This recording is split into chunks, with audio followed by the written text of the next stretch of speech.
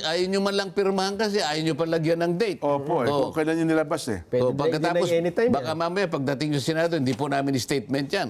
Sabihin nyo gano'n. Yun lang. Oho. Kaya nga ayaw ko sanang pagtalunan natin dito. Baka mamaya, kung sino-sino lang ang nagbigay sa atin ito. Hindi nga po. Pero nasa kanilang official Facebook page din po ito. No?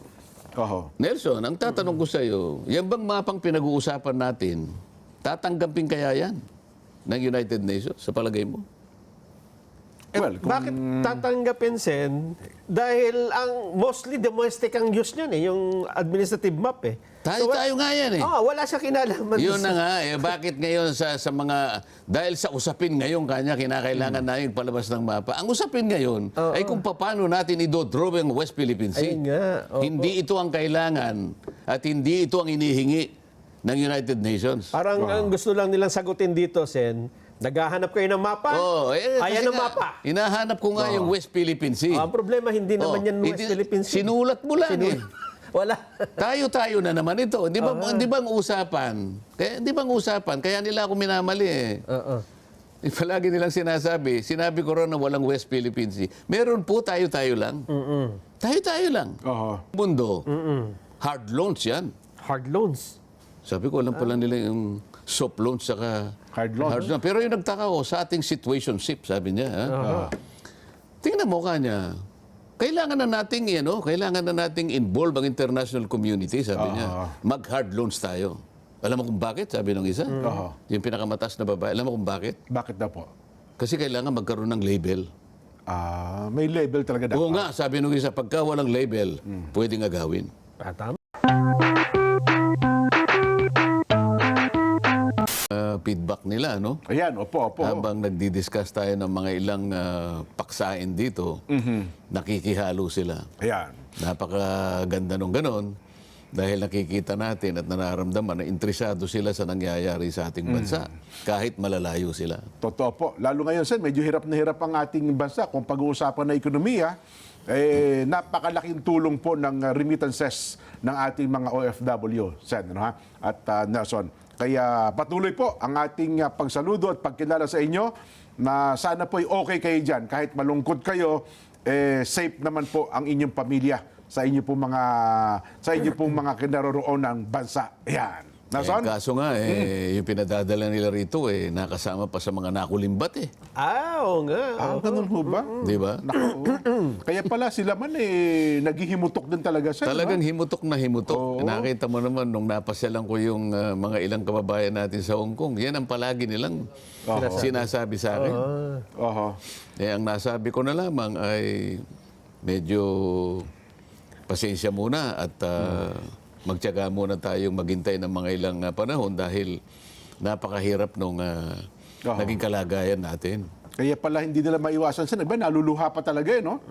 Merong mga OFW na, kapag nakikita ang kalagayan ng ating bansa, doon sila naghahanap buhay, naku, maluluha talaga sila sa kalagayan ng lalo naman, kabuhayan natin. Maluluha ka rin Nelson, Jen, kapag sinabi nilang hirap na nga po kami rito kasi yung karamihan doon nakita namin nasa parke lang tsaka sa ibang bahagi ng kalsada. Opo. Na kung saan ay tinatali nila yung mga kahon. Napakaraming kahon na ipadadala sa kanilang mga balikbayan pamilya. box. Opo. Opo. Makikita mo sa mukha nila. Kuminsan po kanya kung hindi lang kailangan magpadala. Pero sa nakikita po namin, yung pinadadala po namin, imbes na po makatulong, ninanakaw po eh. Ayun na nga, Tsaka hindi pa nakakarating. Paano mo sasagutin yun? Napakahirap sagutin talaga nun. Pero ngayon, in fairness, sa bagay na yan, mabuti-buti na gumawa ngayon ata ng hakbang yung bagong Customs Commissioner na maipadala ng libre. Di ba yung balikbayan boxes natin, no? Binabalita natin no isang araw. Then sinasabi ko, ninanakaw yung mga iba buwis pa po natin. yun. Yes po. Tama kayo. Yung kasing pinadadala nila ito, madaling gawan naman ang paraan niya kung talaga sisinupin lang. Para maiwasan naman yung pinagpaguran na nga yan eh. Pinagtyagaan na yan. Dugo at pawis nga ang puhunan dyan. Pagkatapos pag pinadala rito baka maya naburiki pa. Yun ang ayaw nila yung ganun eh. O kaya nawala pa, lalong mahirap yun. Opo, totoo kayo. Ay, nako. Siguro dahil yun na rin nabuksan na natin yung nanakaw na pondo, i-update na rin natin yung mga kababayan natin. Sen, Kasi noong nakarang pagkikita natin at marami ng pagkakataon, ay tinatanong na natin yung asa na yung Blue Ribbon Committee report eh. Meron na po ba? Ay, nagsubmit na sila ng hindi ko maalaman kung draft yun o kung final. Oo. O inihintay naman namin kung ilan ang magsisipirma ron habang ako naman, iriripaso kong mabuti yun eh. Alam nyo naman ako, hindi naman ako pwedeng gumawa ng hakbang doon sa report na yun. Hanggang hindi ko masyadong nababasa at naihimay lahat. Totoo po. So, Yan ang nangyayari. Hindi ko malaman kung may pumirma na. Kasi kapag may pumirma na at nakakuha sila ng sapat na bilang, yan ay i-report na yan ng committee at pagkatapos ma-adapt yan Apo. at yan ay ipagtatanggol na sa plenaryo. Ayun. So mapag-uusapan pa. Ay talagang pag-uusapan yan. Ayun. Oo. Tsaka natin malalaman yung buong detalye pala nito. so doon pala i-adapt yan sa plenaryo. Bukod pa sa mga pirma ninyo, pagka tumindig yung chairman, i-adapt ng plenaryo. Ganun po ba ibig sabihin? Kasi kinakailangan pagtalunan yung committee report eh. Okay. Para ma-adapt. Bago i-adapt ang committee report, dadaan ka sa butas ng karayom. Ganun po pala yan. Ano? Oo. It doesn't matter kung majority na nakapirma. Pag-uusapan pa rin yun. Ayan nga, i-adapt din eh. Oh. Ako, may nagpahaging sa akin si Senator Lito Lapid. Siya din ay magtatanong. Aba. Mambihira nga po yan. Mukhang interesante. Sinasabi ko lang sa inyo, akala nyo biro-biro yan. Dapat palang abangan Sabi niya, bakit? Pwede naman ako magtanong, di ba? Sabi niya. Panapanabik yan. O ikaw naman kawin, matagal na kitang hinihintay na magtanong. Talaga kanya magtatanong ako riyan. Ayun. Kasi ang daming nabanggit na pangalan eh. Yan kapal na yan kanya, hindi man lang ako makakapagtanong kahit isa o dalawa man lang. Bakit dapat ka naman ako magtanong? So kahit pala i-subscribe niyo yun, pinirmahan nyo na, ididepensa pa rin sa plenaryo ng chairman. Ganun pala yun. I-adapt kasi ng committee. Yung adoption, bago mo i-adapt yan, Opo. sa interpellation dadaan ka. Ayun. Ayun pala yun. Ganun pala ang proseso. O, kasi pwedeng mag-submit sila ng papalitan namin itong ganito kanya. O kaya magsasubmit kami ng kaiba yung pananaw. Doon napapasok yung mga dissenting and concurring opinions. Opo. O kami naman, hindi naman kami gumawa na gano'n. Minority report kagad ang nilabas namin. O. Ayun. Hintayin natin. Baka sakali. Next week. Ipiho natin. Next week kung meron na. Kasi ngayon yun ang iniintay ng tao ngayon kung ano na ang magiging final draft o draft pa lang talaga. Nagpahaging na naman sila na kung kinakailangan kanyang mag-hearing uli, kanya ng isa o dalawa pa. Sabi ko, naloko na. Baka papunta na sa impyerno ako ito. Well, sige. Ano pa, Nelson? Ibig sabihin, pagkalagpas ng report, wala nang hearing tungkol sa flood control? Yun na yun? Yung conclusion na yun? Titingnan nga natin kung ano magiging forma paano ng magiging ilalabas? committee report dahil nga marami mag-interpellate dyan. At talagang nagbabanta si Senator Lito na magtatanong naman ako dyan. Diyan mo naman ako makikita kanya. Ang kapal na yan, hindi ako makakapagtanong. Sige. Okay. Ang isa sen na pinag-usapan ngayong linggong ito, na nababanggit din ang pangalan ninyo, ay ito pong inilabas na updated. Hindi ko alam kung bakit updated eh. Updated na mapa ng Pilipinas. Ang naglabas ay ang NAMRIA. Bakit naman mababanggit ang pangalan ko? May kinalaman ba naman ako sa Paggawa ng mapa. paggawa ng mapa? Hindi naman ako marunong gumawa ng mapa. Kasi itinatanong ninyo at hinahanap daw po ninyo na matagal na, nasaan ang mapa ng West Philippine Sea Na hinihingi noon para 2012. na dapat ay isinabit sa UN. Oho. Pero dito po sa statement na inilabas ng NAMRIA, na wala namang nakalagay kung sino ang nagpahayag, kundi yung buong... Hindi, pero galing ba sa kanila? Kasi ang logo lang nilang nakikita natin dito sa Bandanta. Sina-assume lang natin na ito'y galing sa kanila. Opo. Official na statement. Kasi ayan ang logo nila sa taas. Ayun nga po. At sa ilalim, makikita mo statement. So, anong assumption natin dito, Jen? Ito'y galing sa kanila. Yung assumption yung natin. assumption So, ipagpalagay official. natin galing sa kanila ito. Opo. Ha? Kasi baka mamaya, merong mga, alam mo na, ang dami mga ngayon, Baka mamaya kinopya lang naman nila yung logo na yan. Kasi ni walang pangalang kino-quote. Binasa ko ng buo. May mga pangalan ka bang narinig? Wala. Di ba? Hindi, Kasi kahit na may pangalan dyan, kung wala namang pirma, at hindi natin na-verify. well, tama po Di kayo. wala nga contact number. Tatalakayin ba natin yan? Kasi baka mamaya kung Kasi saan lang usually ang galing. press statement, source, kung sino ang pangalan, sino ang tao, etc. Contact number. O contact number. Kung meron kayong tanong, ito po yung number na pwede niyong tawagan. Usually, ganun ang press statement.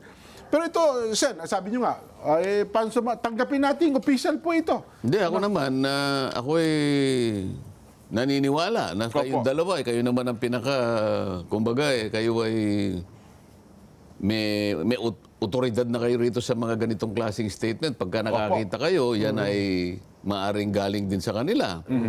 So ako, nagbabase na lang ako sa inyong pahayag na yan ay maaring nanggaling sa kanila. At saka mula nang inilabas yan, wala namang pagtutol, wala namang denial. Kailan ba nilabas yan? Para kung di rin kakamali po, Wednesday. At kalat na po ngayon sa social media. Ginagamit pa nga yan ng isang reporter nung... O iwanan natin dyan. Kung naglabas sila ng mapa, mas gusto kong makita yung mapa. Ba't hindi yung mapa ilabas natin? Ay, yung mapa. Total, meron naman yata kayong kopya dun sa... yan ang mapa. Ayan. Pwede bang palakihin yung... Hindi ko mabasa yung mga salita doon sa may kaliwang bahagi. Opo. Pero ano bang nilalaman nung statement mula sa NAMRIA? Yan, pakwento mo kayo. Ang sabi lang dito, yung West Philippine Sea ay 2012 pa, nandyan na sa mga mapa ng NAMRIA. At sabi pa rito, paliwanag ng NAMRIA sa ilalim ng international law, saklaw ng EEC ang hanggang 200 nautical miles mula baseline ng Philippine Archipelago na lumikha ng isang tuloy-tuloy na kurbadang boundary. So, naikwento lang nila kung ano yung... wala naman natin tumututol sa 200 nautical miles. Ba't pinuulit-ulit pa natin yun? Wala diba? naman po. Binasa ko nga rin ito. Sa tingin ko naman, hindi naman niya nasagot dito na nag-submit sila ng ano eh. Ang sinasabi nila, 2012 pa ginagamit na natin mapo. Domestically. Pero, Hindi, kasi nga, hindi ba, mas maganda sana kung meron tayong makausap man lang na official ng NAMRIA. Ayun nga, tama. Para silang magpaliwanag. Makapagtanong naman tayo ng mga ilang mga bagay-bagay sa ikalilinaw kung ano ba ang pakay nitong mapang ito. Ayun nga. Alam mo, yung aking isang aide kanina nakasama ko, Opo. tingnan ko yan. Meron ba ka kung ano yan? Tingnan mo nga kung merong date yan, sabi ko. Nung sininag niya yan, sa pinakailalim mismo ng kwadrong yan, Yes. nandun yung December 2025. Ngayon lang. May date pala yan. Hindi ngayon, last year. Oo, last year. Opo. Ngayon, kung sinasabi ninyo na 2012, meron sila, bakit merong date na 2025? Baka naman anti-dated ito. Pag sininag mo yan, sa may bandang ilalim niya, nakalagay publish ka niya, December 2025. Ganun po. Ang unang tanong, meron na pala kayong 2012, bakit 2025 ang date ninyo? Kasi dito sa statement ito, sa second paragraph, ay nakalagay na, since 2012, the Philippines has formally used the name West Philippine Sea in the government publications. Isa siguro yan, di ba? Yes po. In accordance with this policy, NAMRIA places the label consistently across its official maps and charts, including administrative maps, topographic maps, thematic maps, and nautical chart used for navigation. 2012 pa. Yes po. Bakit December 2025 ito? Ay yung published na nakalagay? Hindi, bakit Yung meron mapa. kayong December 2025? 2012 meron na pala kayong mapa. Yun na nga po. Yun Ano na nga ito? po. Meron kayong binago rito? Yung sana gusto kong itanong eh. Hindi ba okay. 2012? Dapat sana, kung yan ang original na mapa na kanilang ipinagpipilitan, Opo. na isinabit na kung kani-kanino, di dapat sana 2012 ang date niyan. Una. Tama? Kasi consistently applied eh. Yes, po. Consistently used. Mula pa noon. Di sana ang nakita ko dyan 2012. Ngayon, ang tinatanong ko sa inyo, bakit ang date niya, bakit ang publication, December 2025? Ganun O, ba? paano yung nauna? Anong itsura ng mapa na Ano? yun? Oho. May West Philippines Sea nga ba doon? Basahin mo nga yung pinakatitulo niya, yung nakasulat doon. Umiikot kasi. Opo. Ibalik nyo nga. I-stop mo nga direct doon sa pinakauna. Oo. Yung Yan yung ano yung nakasulat. Kasi hindi ko na mabasa eh. Administrative Map of the Philippines. Oo, tigil mo na. Opo. Administrative Map of the Philippines. Yes po. Nelson, ano ibig sabihin nun? Administrative map eh. Ade mapang tayo lang sa Pilipinas. Hindi, Admin. yung salitang administrative. Aha. Wala ba kayong naisip na maaaring ikaduda ninyo? Kasi ang pinag-uusapan natin dito, Oo. alam ko kaya sila nagpalabas ng mapa. Ang pinag-uusapan dito ay yung walang kamatayang West Philippine Sea. Opo. Tama po. Di ba? Kasi Ngayon, diyan sa mapa na yan, makikita mo doon sa kaliwang bahagi niyan, yung western side ng Pilipinas. Ito yung west, di ba? Opo. Makikita mo doon sa kanan, makikita mo, yan ang eastern seaboard, makikita mo Philippine Sea. Opo. Dito sa kaliwa, yan ang western part ng ating bansa, makikita mo yung mahaba West Philippine Sea. Opo, tama po. Tama. Yes po. Ang tanong natin, kung ang sinasabi nila sa binasa mo kanina na Since 2012. Opo. doon tayo doon sa NAMRIA places the label consistently. Oo. Ibig sabihin, Tama walang lang pagbabago. yan. Hindi nagbabago. NAMRIA places the label consistently across Its its official official maps and charts, Yes po. including administrative maps. Isa yan. Ito po. Yes po. oo. Oh. Oh. Topographic maps, thematic maps, and nautical charts used for navigation. Okay. Ito, administrative map ito eh. Opo. Oho. Ang tanong, ito ba yung mapa na binabanggit sa Administrative Order number 29 issued in 2012? Oho. Nelson, ito ba yung uri ng mapa? Ayan o, date printed, December 2025. Oho. Ngayon, ang tanong ko ngayon sa inyo, ito bang klaseng mapang ito ang hinihingi ng Administrative Order 29, 2012? Well, kung kami mga pangkaraniwang tao sa nang tasagot dyan, siguro, baka ito na nga. Kaya nga eh. Hindi ba? Kaya nga gusto sana natin kung meron tayong makakausap sa kanila kasi diyan matagal na nating pinag-uusapan dito sa programang ito. Opo. Alang-alang sa kabatiran ng lahat ng ating mga kababayan na pinipilit nilang iligaw, Pinipilit nilang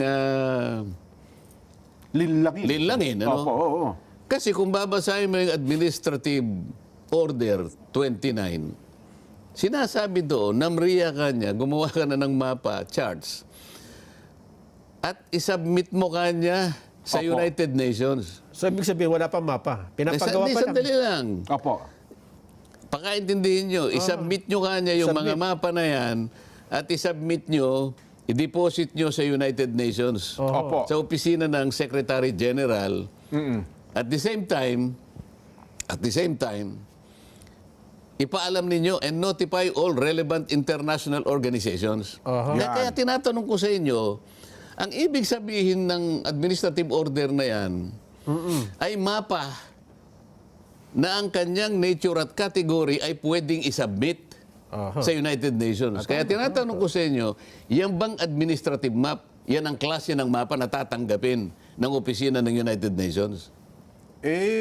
Baka naman po, Sen. Puro ka baka. O ikaw, Nelson. Kasi hindi ka rin namin sigurado yan, Sen. Kasi kaya ako tinatanong sa inyo, Opo. anong ibig sabihin ng administrative map? Pag administrative maps, ayan yung mga munisipyo, mga border ng mga... Tumama. Oo. Tumama. O, paano mo yan? Kasi ikaw gumagamit ka ng avatar. Pahiram mo nga kay Nelson. Ganito yan eh. Di ba? Oo. Kapag nakita mo yung mapa na yan, makikita mo yung nakadelineate yung region Yan. at saka yung mga probinsya. Ayun. Yan lang ang tanging purpose ng administrative map. Makikita kung ano Kaya pala may mga iba't ibang kulay. Ayan ang region at saka yung mga probinsya. Yes, Sa po. mga tweed, kaya administrative, dinedelineate, merong delineation yung ating mga probinsya nakahiwa-hiwalay para madistinggi mo at yung mga regions. Makikita mo. Kaya ang tanong ko kanina, yan kaya ang mapa na kinakailangan isumite sa United Nations at saka sa mga international organizations. Oo, yan ba? Di ba? Hindi yan. Kaya nga dito sa sinasabi, thematic maps and nautical charts. Alam mo yon, mapa na may kasamang mga nautical charts, yan ang tatanggapin kasi yun ang merong coordinates. Diyan makikita mo, ibalik nyo yung mapa. Ibalik, Opo. Yan. ibalik ang mapa. Nakasulat lang ang West Philippine Sea. Ni walang ano yan, ni walang guhit kung nasaan yung exclusive economic zone. Kung hanggang saan? Opo. Kung hanggang saan. So makikita mo dyan, sinulat lang West Philippine Sea pero wala yung ating EEZ para makita ninyo na yung nakalagay na mga mga pictures na yon, yung makapal doon na napakarami. Itaas mo nga para makita natin yung hangganan. Pakitaas yung mapa. Ayun yung napakaraming mga pictures nakita nyo sa bandang kaliwa ng Palawan. Yan ang Spratly Islands. Yan ang Spratly. Kapag nilagay mo yung East Exclusive Economic Zone, ang karamihan ng mga pictures na yan, labas nung Exclusive Economic Zone. Oh. Diyan lang makikita mo eh. Hindi yan ang mapa na tatanggapin ng United Nations. Ngayon, kung sinasabi nila na nag-submit na sila, sana nga, nandito yung, sana may kausap tayo. Kasi dito lang makukuha natin, habang nag-uusap tayo, kasi pwede nating sangguniin yung tinatawag na dualos. Nelson, Yes po, oo. Ano yung dualos? Acronyms po yan, di ba? Oo nga, acronym talaga yun. Ano ibig sabihin ng dualos? Wala dito sa listahan ko, Sen. Anong eksaktong ibig sabihin? Division of Oceans. Yan. Ayan.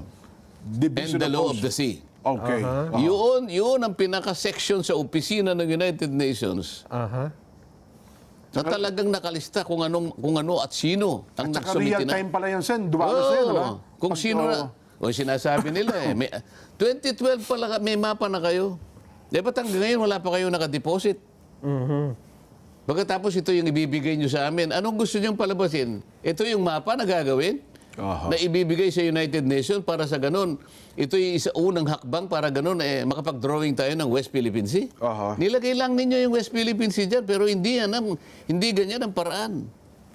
At saka administrative map nga po ito, Sen. Hindi sumasaklaw dun sa mga dagat na katulad ng West Philippine Sea. Kasi pag administrative, more on lupa yan, Sen, di ba? Kaya nga. Oo. Paano ngayon ang ikakatwiran nila? Ang tanong, yan ba ang uri ng mapa na sinasabi ng Administrative Order 29? Siguradong hindi. Opo. So, paano? Yung uri ba yan? Kagaya ng pagkakakita nyo ngayon, yan ba'y tatanggapin ng international community sa palagay ninyo? Administrative map ito eh. Bari, hindi nga po talaga kung batay doon sa pagkakapaliwanag ninyo, Sen. Hindi tatanggapin niyang ano yan. Di ba? Yung isa Ng mga pa, yung international tinatanong ko, organization. kung 2012 pa, meron na pala, bakit pinagdiin na ninyo? Date of publication, December 2025. Anong gusto niyo palabasin? Bagong-bago to, may binago ba kayo? 2012, di ba? Meron na pala eh. Opo. Bakit wala kayong magpapakita na 2012? Bakit 2025 pinakikita nyo? Ito pa, Sen, dagdag ko doon sa statement ng NAMRIA, doon sa on maritime boundaries. Ayan. Sabi niya, in light of ongoing public discussions, NAMRIA wishes to clarify the manner by which the country's exclusive economic zone, EEZ, is represented. Under international law, the EEZ extends up to 200 nautical miles from the country's archipelagic baselines. This creates a continuous curve boundary similar to the edge of the circle, not a polygon made of straight lines. Because of this, a short list of coordinates would not accurately describe. Yun ang kanilang binabanggit siya na. Teka muna, yun munang, yun munang under international law. Opo. The EEZ. The EEZ extends up to 200 nautical miles. Yan, opo. Okay, balik mo yung sa mapa. Hindi mo pinagtatalunan yun. Mapa. Mapa. Hindi Tingnan pinagtatalunan yun. Nasaan ang mapa? Balik sa mapa, direct. Mapa. Pati si Derek, Ha? Para... Direk, oh. Ayan. Ayan, Opo. Sabi niya, under international law, the EEC extends up to 200 nautical miles. From Opo. the, Bakit hindi mo man lang ginuhit dyan yung EEC? Nasaan? kung hanggang saan, ano ho? Gusto ko makita, i-drawing mo naman yung EEC dyan. Kasi kung makakalapit lang ako, gaganyanin ko. Banda rito yan eh. Opo. Oh. Dapat may ilaw. Akala ko ba, under international law, EEC extends up to 200. Alam na natin yon. Yes po. Oo. Pero dahil yan ang mapang pinipilit mo, wala man lang makita kahit isang Pilipino. Asan ang EEC rito? Magtatanong siya sa'yo. So hindi mo nililiwanag eh. Ang dami niyang itatanong sa'yo. Asan ang EEC? Ayun. Oh. Como ito ay administrative map, Jen, Nelson. Opo. Ang tanging ano lang nito, ang tanging gamit lang nito ay yung political subdivision ng ating bansa. Tama po. Andyan yung probinsya, mga region at saka yung mga syudad. Nandyan. Okay? Bukod doon, wala na yan. Wala nang gamit yan. Ayun. O yan ba yung tatanggapin? Alam mo ba yung... nakikita niyo yung maraming mga pictures na yun sa western part ng Palawan. Sabi ko sa inyo, yan ang Spratly Islands. Yes. Makapal na ano yan. Oo. Alam mo ba na ang Vietnam? So, nabanggit ko ang Vietnam, ha? Mga kababayan, magpapauna po ako sa inyo. Hindi po ako pro-Vietnam, ano? Babanggitin ko lang ang Vietnam. Ikaliliwanag po ng lahat ng ating pinagsasasabi dito at pinaliliwanag sa liwanag naman ng mapa na kanilang pinipilit. Ayan.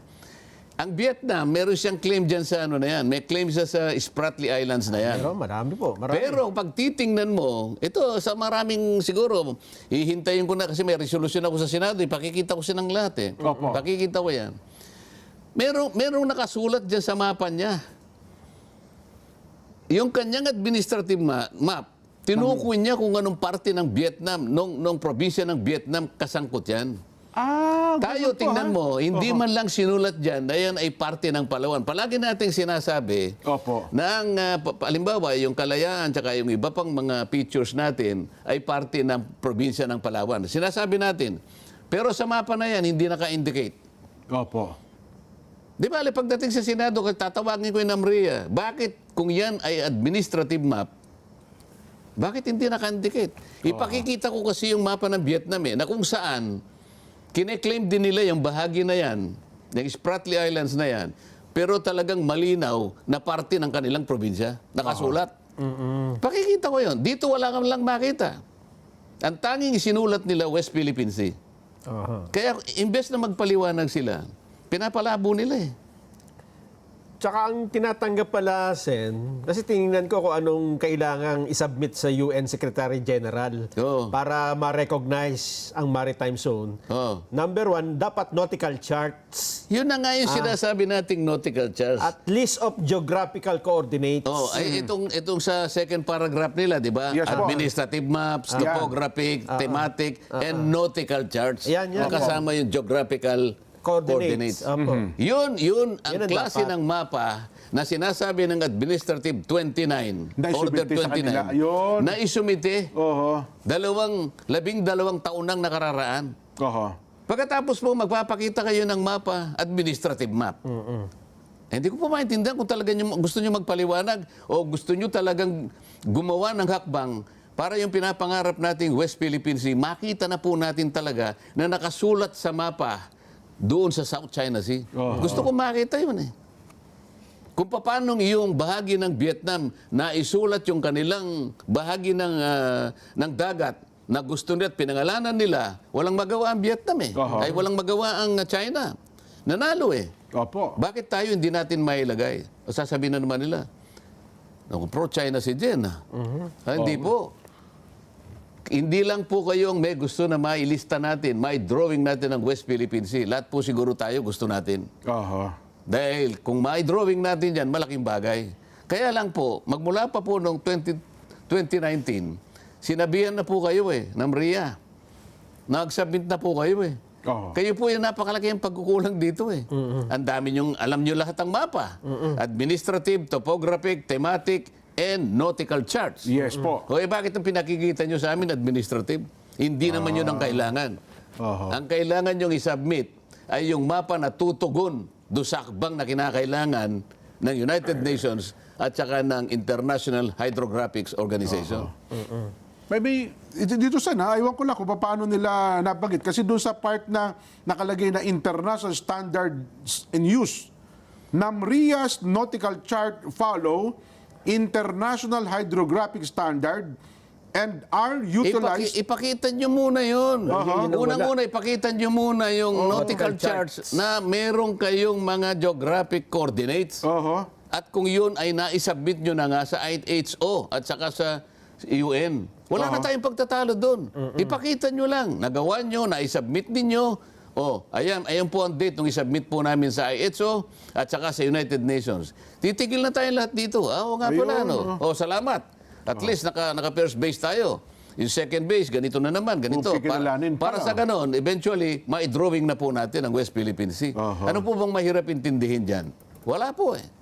Tinutulungan po namin kayo doon sa paraan na sana'y ma-drawing natin kagad. Hindi yung sinasabi lang natin, atin ito na kayo ng atin ito. Hindi nyo naman ma-drawing. Paano nyo ma-drawing? Ang NAMRIA mismo ang ayaw magbigay ng mga hakbangin at hindi niya sinusunod ang mga hakbangin na itinakda ng administrative order. 12 taon na ang nakararaan. Ito sa pinapakita natin mapa, yung gawing itaas ng Palawan. Ayun, yung Kalayaan Island Group, Ayan. ito yung kay AG. Wala kang makikita dyan na minota, nakagaya ng ginawa ng Vietnam. Ito kanyang mga pictures na ito ay parte ng probinsya. May pangalan yung probinsya ng Vietnam. Mapa nila yun, okay lang yun. Sa mapa man lang natin, nakalagay man lang yung ganon. Kasi administrative map ito Kung talagang kung talagang yung political subdivisions, ayan, Palawan yung mahaba na yan. Yung sa may bandang kanan, panay na yan. Nandyan ang Iloilo, nandyan ang Capiz, nandyan ang Antique, nandyan ang Aklan. Kabisado ko lang yan. Grade 4 pa lang ako, alam ko na yan Bakit hindi mo lagyan ng ano doon? Kasi nga, disputed nga yan May claim tayo dyan, meron tayong teritoryo dyan. Pero para mas maganda, ilagay mo kung gagaya ang ginagawa ng Vietnam dahil yun ang tuntunin. Ayun. Bakit ang Vietnam, alam niya, administrative map pa lang, nagagawa niya na Kayo, administrative map pa lang, sabit na yung iba ito pa yung tanong. Si Senator Tol, na kaibigan natin. At saka yung Jay Batumbakal na nagpapanggap na expert naman ng international law. Hindi ba nila nababasa administrative map yan? Oo nga. Hindi nila alam na hindi yan ang mapa na kakailanganin mo.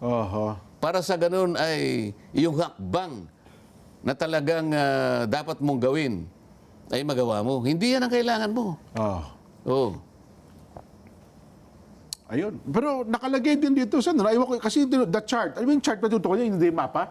Kasi nakalagay. Iba Yung pa yung mapa, chart. may kasamang charts yun Sabi niya, the chart are also submitted to relevant international technical bodies including the International Hydrographic Organizations. Ito lang ang para mapatunayan natin Kung meron pong nakikinig dyan sa NAMRIA ngayon habang dinidiscuss natin ito, buksan po ninyo yung website ng IHO. Makikita po nyo dyan. Real time po kasi yan Makikita nyo po dyan, ang kauliwang sinabit po natin, archipelagic sea lanes. Ito yung Yan lang batas po nandyan. Wala nang iba. Yung batas na naipasa noong nakaraan, di ba? Ni Senador. Ay 12065 yun. Yes po. Yung archipelagic baselines, 9522. Yung maritime zone law 12064. Tingnan po niyo yung website po ng IHO. Para matapos po tayo. Palagi niyo sinasabit.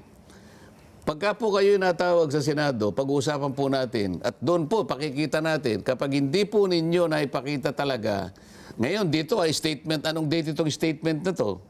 Jen? Wala man lang date. Wala nga date. Pero alam ko po lumabas ito mga Tuesday. Wednesday nga po, mga Wednesday. Ayaw nyo man lang pirmahan kasi ayaw nyo pa lagyan ng date. Kung kailan nyo nilabas Pwede pagkatapos, anytime baka mamaya pagdating sa Senado, hindi po namin statement yan. Sabihin nyo gano'n. Yun lang. Kaya nga ayaw ko sanang pagtalunan natin dito. Baka mamaya, kung sino lang ang nagbigay sa atin ito. Nga po. Pero nasa kanilang official Facebook page din po ito. Nelson, ang tatanong ko sa iyo, yan bang mapang pinag-uusapan natin, tatanggapin kaya yan ng United Nations sa palagay mo? Well, kung- Bakit tatanggapin, Sen? Dahil mostly domestic ang use niyan yung administrative map eh. Tayo nga yan eh. Wala siya kinalaman. Yun na nga, bakit ngayon sa mga, dahil sa usapin ngayon kanya, kinakailangan namin palabas ng mapa. Ang usapin ngayon ay kung paano natin i-draw ang West Philippine Sea. Ayun nga. Opo. Hindi ito ang kailangan at hindi ito ang inihingi ng United Nations. Parang ang gusto lang nilang sagutin dito, Sen, naghahanap kayo ng mapa? kasi Ayan ang nga, mapa. Hinahanap ko nga yung West Philippine Sea. Ang problema, hindi naman yan West Philippine Sea. Sinulat mo lang eh. Wala. Tayo na naman ito. Di ba ang usapan? Di ba ang usapan? Kaya nila ako minamali eh. Palagi nilang sinabi ko rin na walang West Philippine Sea. Meron po, tayo lang. Tayo lang. Sabi nga ng mga, minsan merong nag-uusap ng mga Gen Z eh.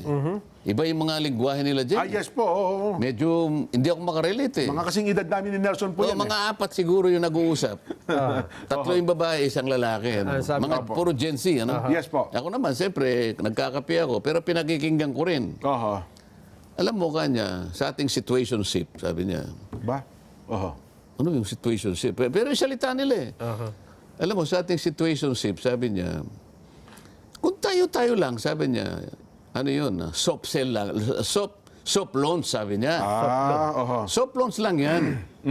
Na tayo lang naman kasi nagkakaalaman, walang problema yan. Pero kung gusto mong i-involve ka niya, yung buong mundo, hard loans yan.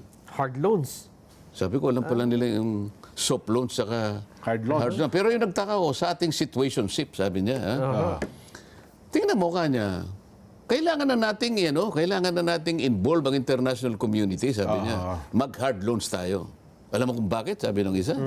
Yung pinakamatas na babae. Alam mo kung bakit? Bakit daw po? Kasi kailangan magkaroon ng label. May label talaga dapat. Oo nga, sabi ng isa, pagka walang label, pwedeng agawin. Tama.